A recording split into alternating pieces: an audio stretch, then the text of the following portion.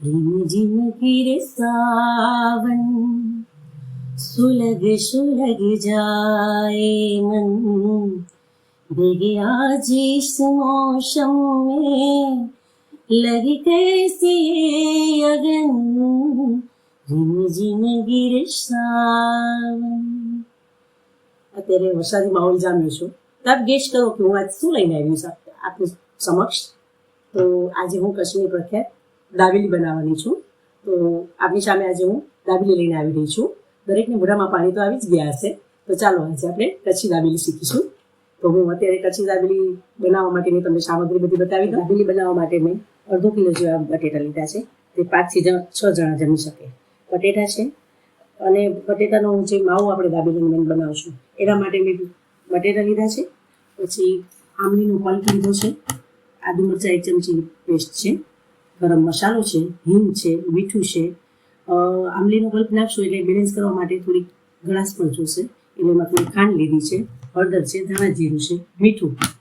અને ઉપરથી આપણે જે દાબેલીમાં ભરવા માટે અંદર તો લસણની ચટણી છે અને ખજૂર આંબલીની ચટણી છે। તો ખજૂર આંબલીની જે ચટણી બનાવી છે એમાં ગોળ 250 ગ્રામ ખજૂર લીધો છે, એમાં થોડીક જ આંબલી નાખી છે અને ગોળ થોડું નાખ્યો છે।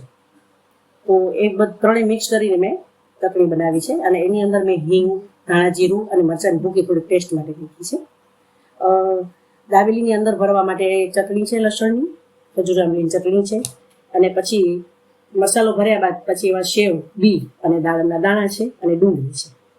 તો આપણે સૌ પ્રથમ પેલા દાબેલીનો મસાલો આપણે તૈયાર કરી લઈશું। ચાલો હવે આપણે દાબેલી ભરવા માટેનો જે મેઇન મસાલો હોય, મસાલો જ મેઇન છે કે જેનો ટેસ્ટ સારો હોય તો દાબેલી એકદમ ટેસ્ટી બને છે।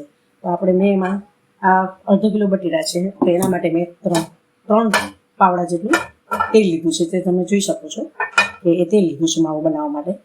તેલ આવી જશે એટલે આપણે એમાં હિંગ અને આદુ મરચાં મૂકીને વઘારીશું। એ ડુંગળી લસણ નાખવા હોય તો પણ તમે નાખી શકો છો, પણ મેં ડુંગળી લસણ નથી નાખ્યા, મેં સાદો જ મસાલો બનાવ્યો છે।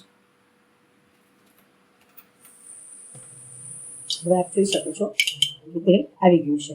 તો હવે હું એમાં અડધી ચમચી હિંગ નાખી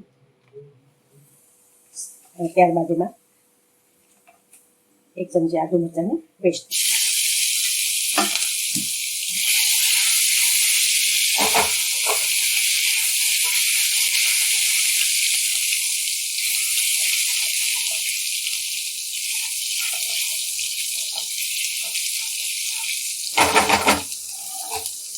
આદુ મરચાંની પેસ્ટ ચડી ગયા બાદ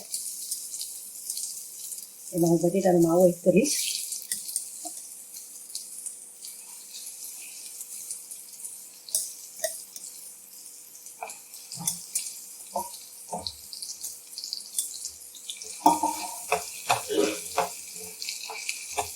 ત્યારબાદ એમાં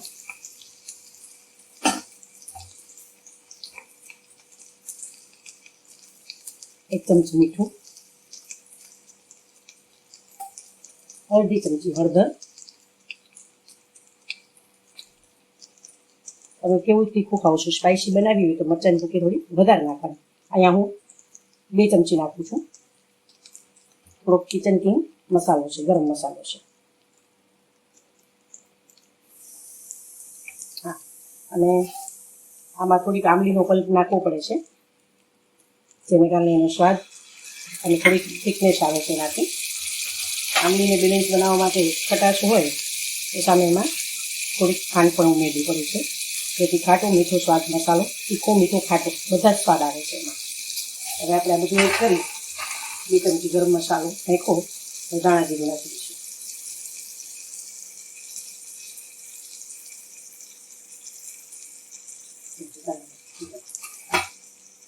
હવે આ બધાને આપણે મિક્સ કરી અને હલાવી દઈશું।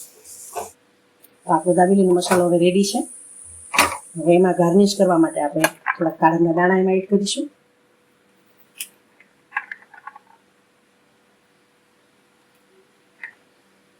કોથમરી નાખીશું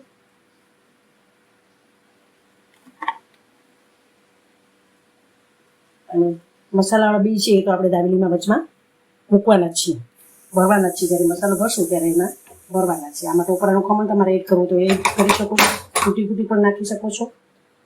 ડેકોરેશનમાં તમે જે કંઈ નાખો એ બધું જ નાખી શકો છો. આપણે તૈયાર કરી લઈશું. સૌપ્રથમ આપણે ખજૂર આમલીની ચટણી લગાડશું. ત્યારબાદ એમાં લસણની ચટણી એડ કરશું. લસણની ચટણી એડ કર્યા પછી મસાલો ભરીશું.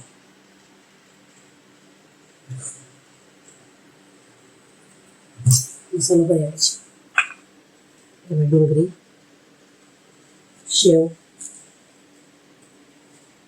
બી,